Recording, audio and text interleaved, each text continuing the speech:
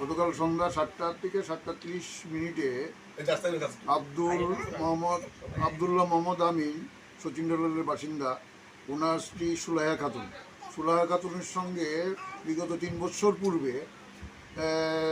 ইমরান মিয়া এবং কাশিম মিয়ার একটা সামাজিক একটা রীতিবিরুদ্ধ ঘটনাকে কেন্দ্র করে ভদ্রমহিলা পরবর্তী সময় থানাতে কেস দায়ের করে এবং এটার আইনি প্রক্রিয়া করে থেকে আসার পর উত্তেজিত হয়ে কালকে সন্ধ্যা 7টা সাড়ে 7টার দিকে সচিন্দ্রলালে সালেহা খাতুনের স্বামী মোহাম্মদ আবদুল্লাহকে পিন্টু মিয়া, হুমায়ুন মিয়া এবং বাচ্চু মিয়া আন্ডার লিডারশিপ অফ ইমরান মিয়া এবং কাশিম ভুইয়া বাজারে আক্রমণ করে। অতর্কিত আক্রমণে কিছু বুঝার আগে এখানে মোহাম্মদ আবদুল্লাহ হতভম্ব হয়ে পড়ে এবং ওনাকে কিরিচ দিয়ে এবং অন্যান্য ধারালস্ত্র দিয়ে আহত করার পর ওনার স্ত্রী এখানে দৌড়ে এসে চিকিৎসার জন্য বাইরে যাওয়ার লক্ষ্যে যে অটো স্ট্যান্ডের অটো সংগ্রহ করছিল এবং এই উল্লিখিত দুর্বৃত্তরা অটো চালকদের হুমকি দেয় যাতে ওদেরকে বহন করে কোথাও নিয়ে যায়। ইত্যবসরে আমাদের এলাকার বাজারঘাট এলাকার সমাজসেবী এবং বিশিষ্ট আইনজীবী পার্থ সরকারের নিকট ঘটনাটি গুজরে আসে এবং উনি তৎক্ষণাৎ আমতলী থানায় এই ব্যাপারে তাদেরকে রক্ষা করার জন্য আবেদন করেন এবং আমতলী থানার সেকেন্ড অফিসার রঞ্জিত দেবনাথের নেতৃত্বে এখানে দিলীপ দাস নামে একজন এসআইকে সচিন্দ্রলাল পাঠান এবং আমতলী থানা একটা বিশিষ্ট ভূমিকা নিয়ে ওদেরকে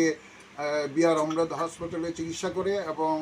ওদেরকে চিকিৎসার পর বাড়িতে আমতলী থানা থেকে প্রেরণ করা হয়। তো আমরা আজকে সারা ত্রিপুরায় যে এই বর্বরিচিত শাসকদলীয় আশ্রিত যে গুন্ডারা এখানে বর্বরিত আচরণ করে চলছে, আমরা বাজারঘাট ব্লক কংগ্রেস তীব্র প্রতিবাদ জানাই এবং বাজারঘাটের আপামর জনগণকে এই নক্কারজনক ঘটনার বিরুদ্ধে সোচ্চার হওয়ার জন্য আগামী দিনে প্রতিরোধ গড়ে তোলার জন্য আমি বাজারঘাট ব্লক কংগ্রেস থেকে এলাকাবাসীকে বিনম্র আহ্বান করছি। বাজারঘাট ব্লক কংগ্রেসের সভাপতি দিলীপ কুমার দেব এবং আমরা গতকাল বাজারঘাট বিধানসভার 71টা বুথে আমরা 7টি মণ্ডল সভাপতি নিয়োগ করেছি। 1 থেকে 10 পর্যন্ত শ্যামল ঘোষ,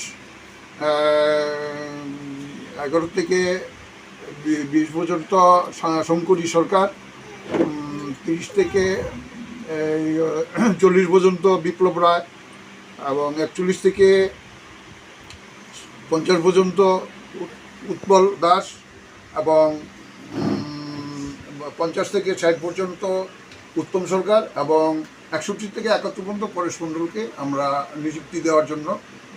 বাজারঘাট ব্লক কংগ্রেসের তরফ থেকে প্রদেশ কংগ্রেসকে আমরা আবেদন জানিয়েছি। শীঘ্রই এই নিয়োগপত্র আসার পর আপনাদেরকে আমরা বিস্তারিতভাবে তাদেরকে নিয়ে আপনাদের সম্মুখে দ্বারস্থ হব।